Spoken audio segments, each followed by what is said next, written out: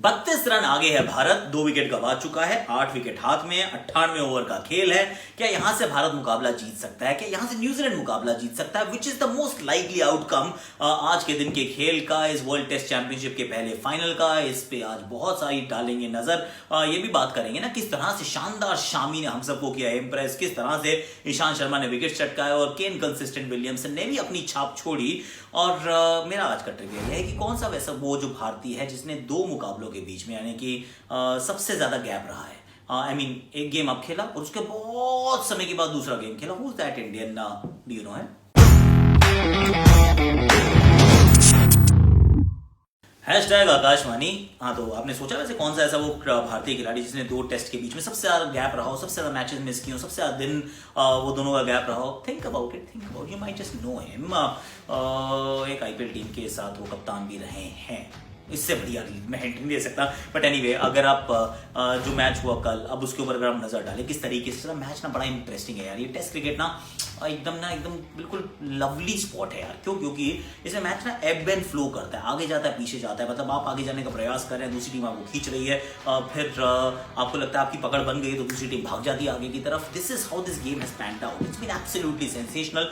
It's a travesty कि बहुत सारा बारिश आई और उसके चलते उतना खेल हमने देखा नहीं जितना देखना चाहिए था। और अगर पूरा खेल हम देख लेते अच्छी तरह से, मुझे लगता है भारत ना मैच को और मजबूत पकड़ बना सकता था। अभी भी पकड़ खराब नहीं है, क्योंकि जब दिन की शुरुआत होती है आप 101 पर 2 हैं, आप 106 रन आप पीछे हैं, 116 रन आप पीछे हैं, और पहले सेशन में आप रन नहीं बनाते हैं, आप सिर्फ 34 रन बनाते हैं और आप 3 विकेट गंवा जाते हैं। यानी भारत ने कमाल की शुरुआत की है। पहला घंटा उतना मतलब आधा घंटा उतना अच्छा नहीं था इन टर्म्स ऑफ जो लाइन जो लेंथ थी, पर उसके बाद तो सडनली गेम चेंज। जहाँ पे शमी ने आउट किया रॉस टेलर को, उसका ईशान ने आउट किया हेनरी निकल्स को। शर्मा जी का बेटा कैचर, शर्मा जी का बेटा बॉलर हेनरी निकल्स पड़े, मतलब निकल गए। और उसके बाद नीचे वॉटलिंग 3 विकेट आप चटका चुके हैं, 35 रन आपने सिर्फ दिए हैं।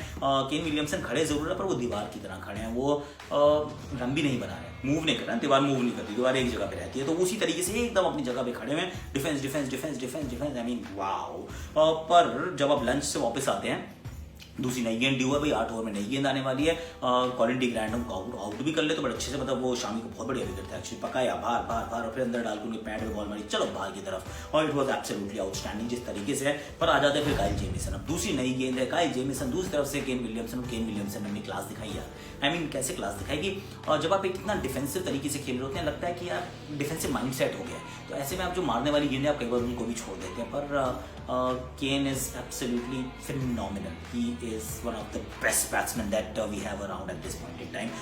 जैसे ही लंच के बाद आए, खराब बॉलों पे चौके मारे, कट पुल फ्लिक सब कुछ हमने देखा। और काइल जेमिसन तो मतलब पता नहीं क्या प्रॉब्लम है, कभी जेमिसन कभी विलियमसन। ये सन लोगों ने ना हमारा काम खराब कर रखा। ऊपर सन जो चमकता नहीं है ज्यादा, दैट्स अनदर प्रॉब्लम। पर काइल जेमिसन अच्छे ठीक ठाक बड़े शॉट लगाते हैं, आउट हो जाते हैं, शामी के शिकार बनते हैं, चौथी विकेट उनको मिल जाती है और 5वीं विकेट का फिर इंतजार चालू हो जाता है। बट देन वो डैमेज करके गए हैं। अपना अश्विन जी आते हैं, नील वैगनर को आउट कर देते हैं, तो आपको लग रहा है कि आप मैच को और पकड़ रहे हैं। बट देन टिम साउदी, अब टिम साउदी साहब बनाते हैं 30 रन, केन विलियमसन आउट होते हैं 49 के स्कोर पर। अच्छी बॉल थी और अच्छा कैच पकड़ा एक्चुअली कोहली ने, तो 3 विकेट मिल गए मान लीजिए किंग अपना ईशांत शर्मा को, 4 विकेट मिल गई हमारे मोहम्मद शमी को, 2 मिली रविंद्र जाडेजा को, 2 मिली अश्विन को, 1 मिली रविंद्र जाडेजा को। और बुमराह का खाता खाली, which is slightly surprising, but खाली रहा उनका खाता। बॉलिंग ठीक ठाक की, उतनी खराब नहीं की, पर भाग्य का साथ नहीं मिला और उतना बॉल चाहे स्विंग नहीं भी हुआ। That's another issue.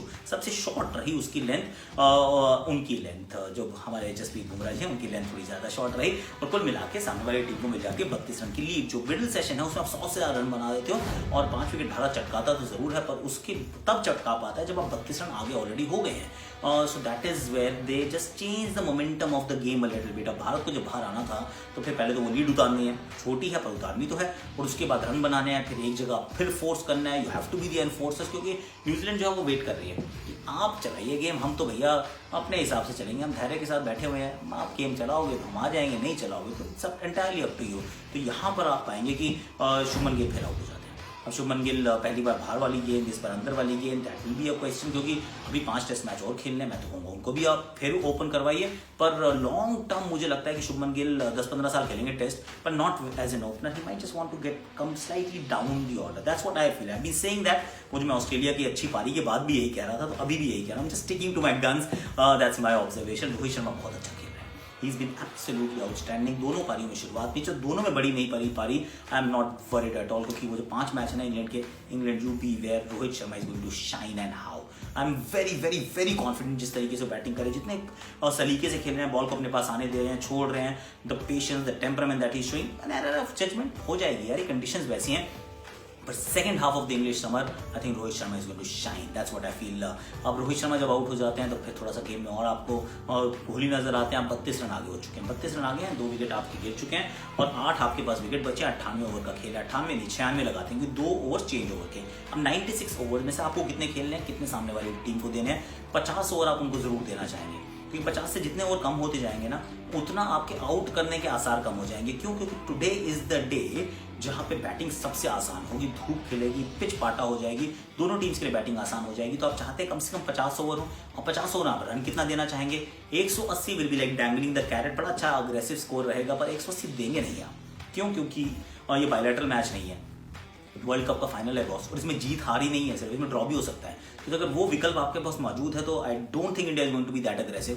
तो 50 में 200 रन अगर आपको छोड़ने हैं तो 46 ओवर आपको खेलने को मिलेंगे। इसका मतलब पहला सत्र आपको कम से कम 30-32 पे आप आ गए ना, 32 से कम 100 रन अगर आप बनाने की कोशिश करें तो आप 130 पे पहुंचते हैं। उसके बाद आप 70 रन फिर आके आप बनाइए, ताकि 30 + 15 आप 70, मतलब तब आप जाके 200 के करीब आप लीड तैयार कर पाएंगे। लेकिन पहले सेशन मुझे लगता है 100 रन इतनी आसानी से बनेंगे नहीं।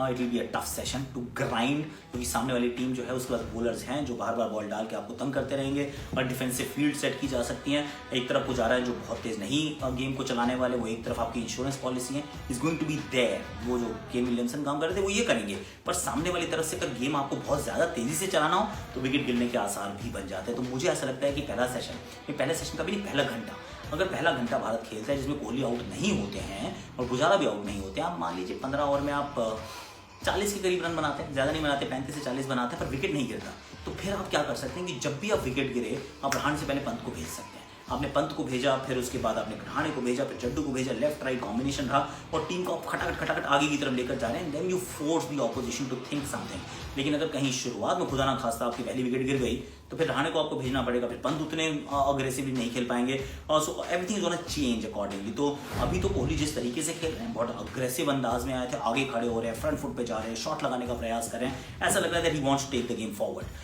पर कल का मतलब जो आज का जो पहला घंटा है, I think that is going to be critical कि किस तरीके से आप खेलते हैं। अब इसमें मुझे लगता है कि सब कुछ का समीकरण जो मुझे नजर आ रहा है, मुझे लग रहा है कि टीम सऊदी जो है वो अभी भी 2-3 विकेट और चटकाएंगे, हो सकता है वो 5 विकेट के साथ समाप्त करें। और जब आएगी न्यूजीलैंड की बारी, और न्यूजीलैंड को आप इतनी जल्दी शायद 50 ओवर दे ना पाए, मतलब आइडियल है कि अगर आप दे पाएं, हो सकता है आप ना दे पाएं, कि आप 200 रन आप आगे होना चाहें, जब आपके पास 200 रन हो जाएं तब तक ओवर ही सिर्फ 40 बचे हो, 40, 42, 43 कुछ इस प्रकार के ओवर बचे हो। That is a strong possibility, क्योंकि इतनी वीक नहीं है ये बॉलिंग अटैक। ये जो बॉलिंग अटैक है ये बड़ी ऑर्गेनाइज बॉलिंग अटैक है, बड़ी प्रोसेस से ड्रिवन बॉलिंग अटैक है, और they know how to just make sure कि आपको ईजी रन ना दें।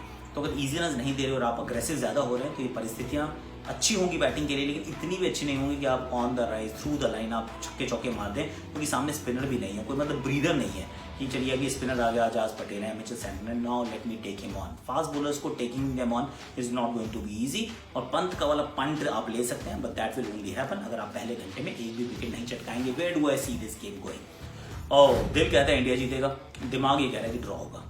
मुझे लगता है कि अंत में सब कुछ कर कुरा के बता मेहनत कर लेंगे, सब कुछ होगा, लड़ाई झगड़ा होगा, अंत में will have joint winners for the World Test Championship के पहले final, and which will be a travesty.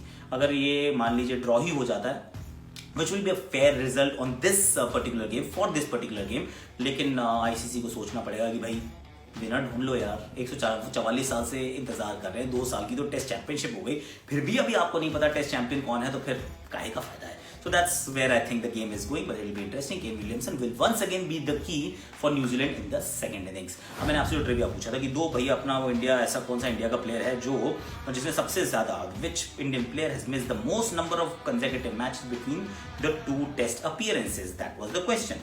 Dinesh Karthik 87 match इन्होंने मिस किए। 21 जनवरी 2010 के बाद सीधा खेले 14 जून 2018 में।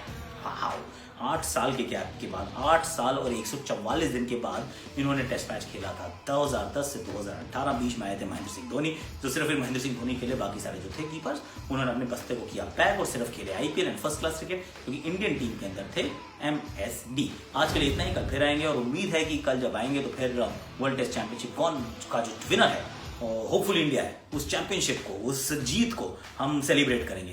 लेकिन अगर नहीं भी ऐसा होता, मैच ड्रॉ हो जाता है, तो भी कोई बात नहीं है, we still celebrate, because joint winner का मतलब भी तो विनर ही होता है ना, है कि नहीं। लाइक कीजिए, शेयर कीजिए, अपने प्रोफाइल पे इसको पिन कीजिए। गेंदबाजी के लिए तैयार, ये गेंद डाली, ये आगे की तरफ, ये बढ़िया ड्राइव, गेंदबाज बल्लेबाज सेम, और ये फील्डर भी, ये लगाई डाइव और पकड़ा कैच। आत्मनिर्भरता इसे कहते हैं जनाब।